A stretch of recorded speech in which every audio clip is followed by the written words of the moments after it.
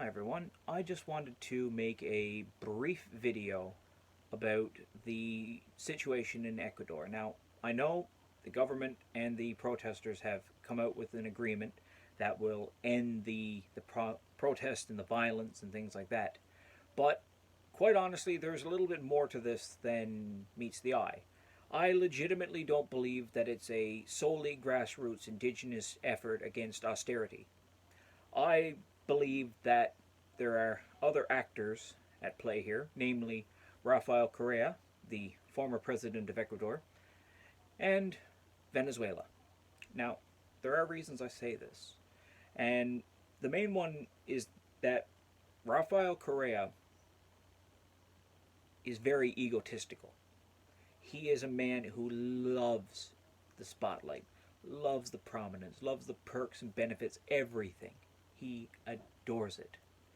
So now that lately Lenin Moreno has pretty much told him, I'm not going to listen to you and I'm going to do what I think is right. You know, that hurts him, that insults him. And also, he's an ex-president living in Belgium because he can't go back to Ecuador because there are criminal charges pending.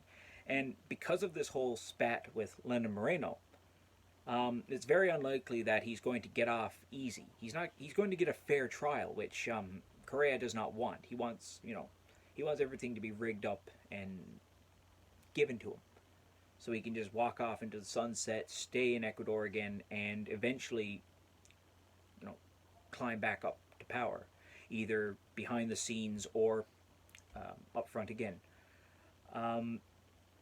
So I think that he used his influence because his party, they have a lot of ties with indigenous groups. That was kind of what Correa based himself around for a while he was president. You know, they're a very socialist-oriented party, or now under Moreno they're starting to move a little bit more to the right. But before that, they had that indigenous outreach. And now Correa's calling it in. He's using it. And that is why we saw the protests go from, simple you know, anger and dismay at the austerity measures to literally driving the government out of Quito. And that was really strange for me because I legitimately thought that this was strange because usually, even though it's a large protest, it's not enough to force the government to go to Guayaquil. That's a really, really big move. I mean, and then they stormed several government institutions. I mean, they stormed the National Assembly. I believe they stormed the comptroller's offices, and some things were burned. I would not be surprised if they were related to the Rafael Correa trials or his case. So that might come out now in the future. We'll see. And I legitimately thought, and I still think this, is that this is not really the end.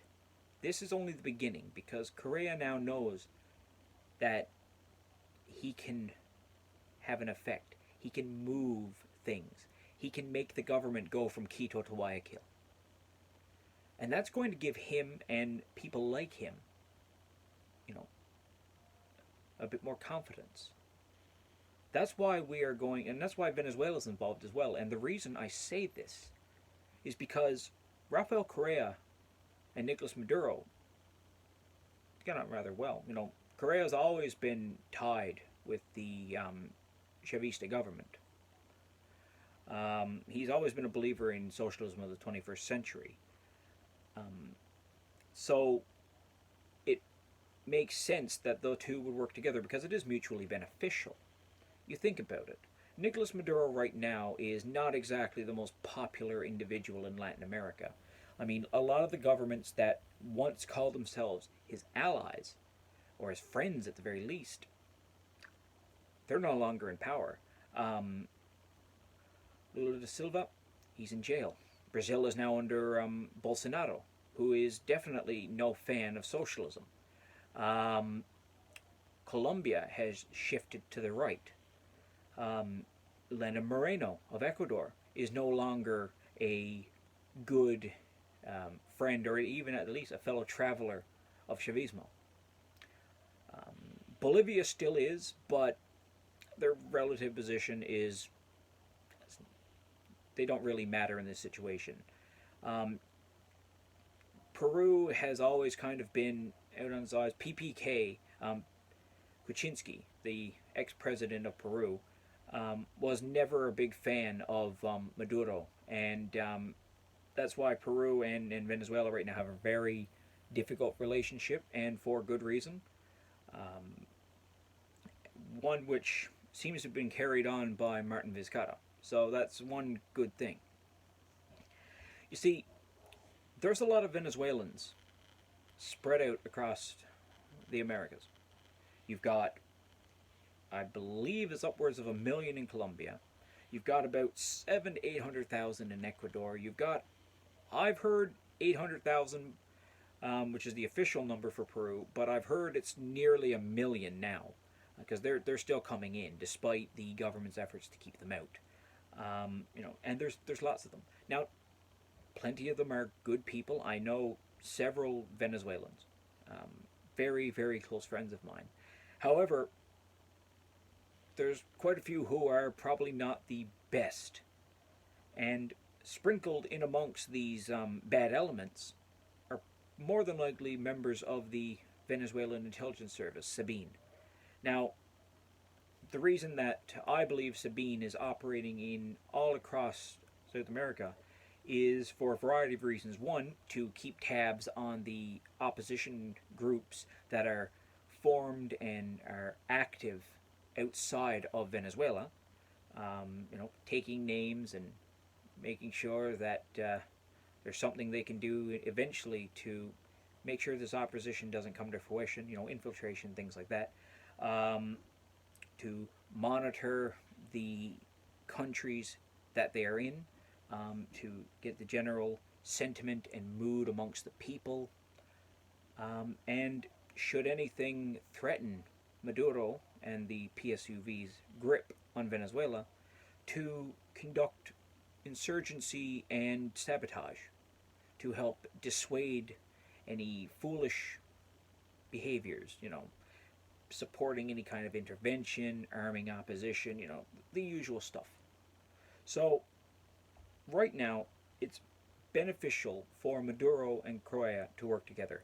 Mostly because Maduro is very paranoid, and rightfully so. Everyone wants to kill him. And Colombia is something that he's really scared of. I don't think he's that scared of Brazil. I wouldn't be either.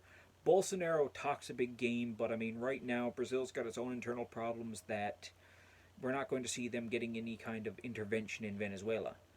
So, that being said, there is Colombia. Now, this is why FARC is rearmed and active again.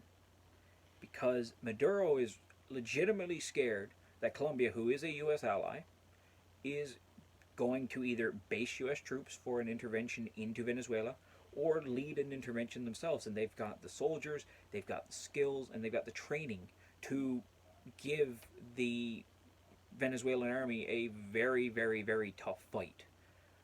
But it's not that hard anyway. I mean, the country's in ruins. The Venezuelan economy could not sustain any kind of military campaign, national defense or anything like that. It'll crumble probably within days, if not hours. It's socialism has ruined it.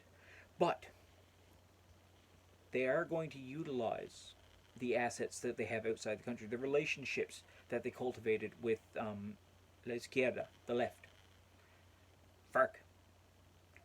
Very good to kind of distract the Colombians, to keep them occupied, to make sure that they don't think about anything as silly as intervening in Venezuela or training people to go intervene in it. So that's where they come in. Now, the other reason that they want to have Ecuador back along the good old Chavista path is because they're right behind Colombia. So we think about this. if you're paranoid that a country is going to hit you from the front, why not have an ally that can be used to kind of discourage your enemies from any kind of behavior like that by threatening them right from the back? Now, Ecuador doesn't have a big army or a very powerful one, but they can still do some damage. They have jungle infantry that is rather well regarded. So I think that they would be a very good force to dissuade any notions by Colombia. Now, I don't think Colombia is really going to intervene anyway. Um, nothing really points to it. But Maduro is, like I said earlier, he's paranoid. He thinks people are out to get him, and they all are. So that is why he is working on these things. I've seen Telesur, which is the Venezuelan news agencies. It's just a mouthpiece for the party, of course, riling up people. Presenting this kind of journalism which depicts the police actions in Ecuador as violent, militaristic. People are getting shot to death and thrown off bridges and things like that. And yeah, some of these things are happening. However,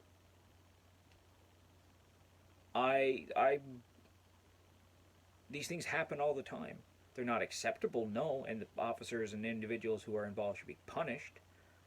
However, it's a complicated situation. We don't know the stories. We don't know either side. But Telesur is using the images that they have and using them to push support for a anti-Moreno campaign, and that's what they were doing. And they're still going to keep on doing it. This is not the end. This is just the beginning.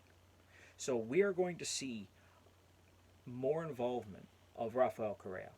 We're going to see more involvement from the Chavistas in Ecuador and, of course, in Venezuela. They have a very big interest in replacing Lenin Moreno with someone much more sympathetic to Nicolas Maduro, because he does need the allies. My goodness, does he ever. So this is just a little thing that I just wanted to talk about here. I'm going to keep monitoring the situation.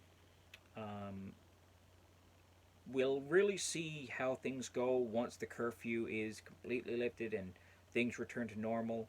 But we need to keep an eye on this, because